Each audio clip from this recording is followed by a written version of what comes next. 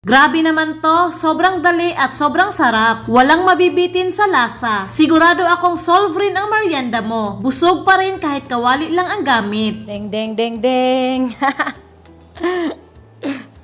Napaka-OA.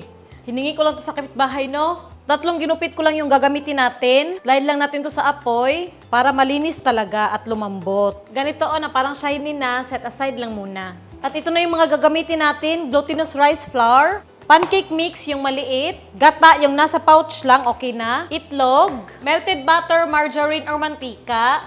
Asukal, baking powder at asin. Ito na lahat, no? Mabilis lang mahanap. Itabi muna natin.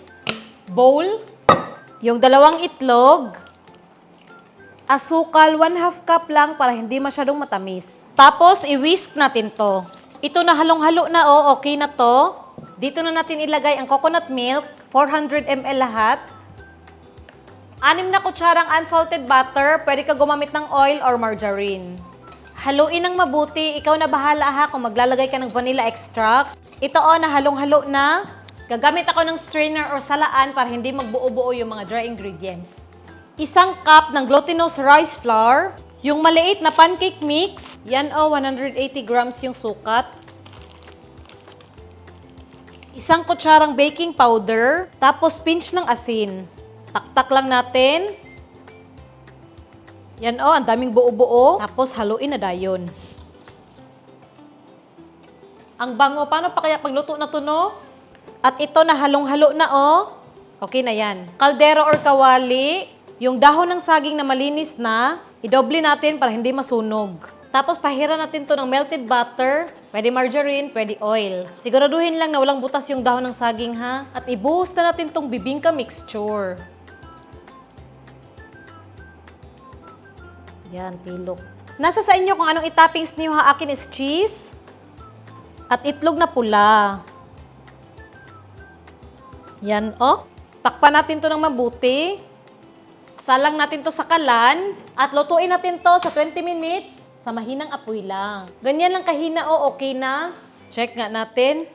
Oh my God. Namuti na, pero hilaw pa. Di ba 3 piraso yung ginupit ko? Ito yon. Itakip natin. Need to baliktarin para maluto talaga Ganyan, 1, 2, 3. Go. Oh my God. Ayan, kita nyo ba? Okay. Tanggalin natin ang ilalim. Oh my God. Ibalik natin itong nasa pinakailalim. Tapos, slide natin to ganyan. Para lutong-luto, takpan ulit natin. At lutuin natin ng mga 10 minutes. Tapos, check na ulit natin, Oh my God. Tapos, susukin natin ng toothpick para malaman talaga natin na luto na talaga, Yan, luto na. Tapos, ito yung ginamit natin kanina, Ibalik natin. Pagpa-atsup lang, good. Patay na yung apoy. Then, ituwad natin to. Yan, Careful lang kasi mainit.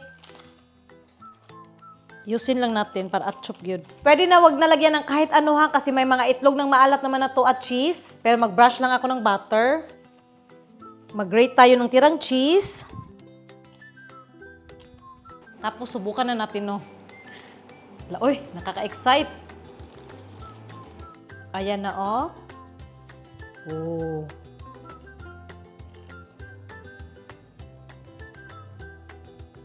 Sige nga.